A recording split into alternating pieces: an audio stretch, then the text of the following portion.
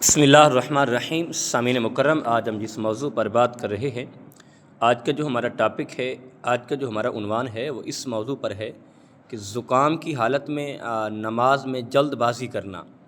یعنی زکام ہے تو نماز پڑھنی ہے تو نماز جلدی جلدی پڑھیں، یعنی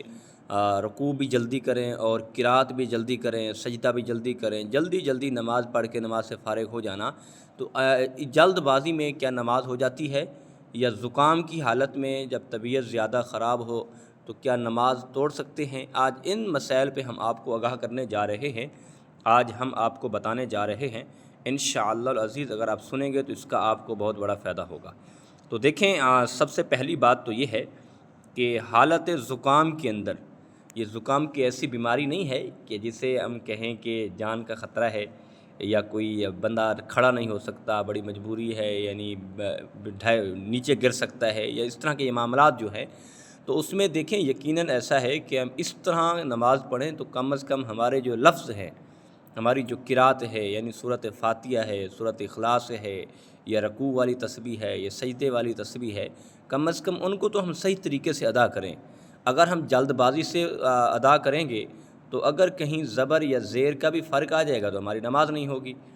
یعنی کوئی لفظ ہم نے غلط پڑھ دیا جلد بازی میں، جلدی کرنے کی وجہ سے، تو جب ہم اس طرح نماز پڑھیں گے تو ہماری نماز نہیں ہوگی۔ کم از کم ارکان جو ہے، یعنی ارکان ترتیل جو ہے، یعنی ان کو ترتیب کے ساتھ پڑھیں، ایک سکون کے ساتھ۔ ہاں، ایسا ہے کہ ایسی بیماری تو نہیں ہے کہ آپ کی جان کا خطرہ ہے، لیکن ایسے طریقے سے پڑھیں آپ نماز کہ آپ کے لفظ جو ہیں لفظ بلفظ صحیح ادا کر سکیں، لفظ صحیح ادا ہوتے رہیں۔ اور اس میں یہ ہے کہ آپ قرات کم کر سکتے ہیں، یعنی سورۃ فاتحہ ہے، اس کے بعد آگے آپ نے بڑی قرات نہیں کرنی، آپ کم کر سکتے ہیں، 3 آیاتیں پڑھ لیں تو آپ کی نماز ہو جائے گی۔ اور اسی طرح ہر رکعت میں اور ہر سجدے میں، اس حالت میں ایسا نہیں ہے کہ آپ دیکھیں کہ پہلا سجدے میں آپ گئے ہیں، سجدے سے اٹھے فوراً ہی نیچے چلے گئے، یعنی پہلے سجدے سے اچھے طریقے سے اٹھے نہیں ہیں، اٹھ کر بیٹھے نہیں ہیں، فوری چلے گئے، تو ایسا نہیں ہے۔ آپ کم از کم ایک احتیاط کے ساتھ، ایک اچھے طریقے کے ساتھ، کیونکہ ہم نماز پڑھنے آئے ہوئے ہیں تو آپ نماز خوبصورت انداز سے پڑھیں تو یقیناً رب ذوالجلال ہماری نماز قبول کرے گا۔ اگر ہم جلد بازی کریں گے اور یعنی سجدے سے اٹھے فوری سجدے میں چلے گئے تو اسے مکروہ کہا جاتا ہے، یعنی علماء کرام نے پھر اسے مکروہ قرار دے دیا ہے۔ تو لیکن اس انداز سے نماز پڑھیں تو کم از کم نماز کے جو ارکان ہیں وہ ایک صحیح طریقے سے ادا ہو سکیں، وہ سجدے کے ارکان ہوں، وہ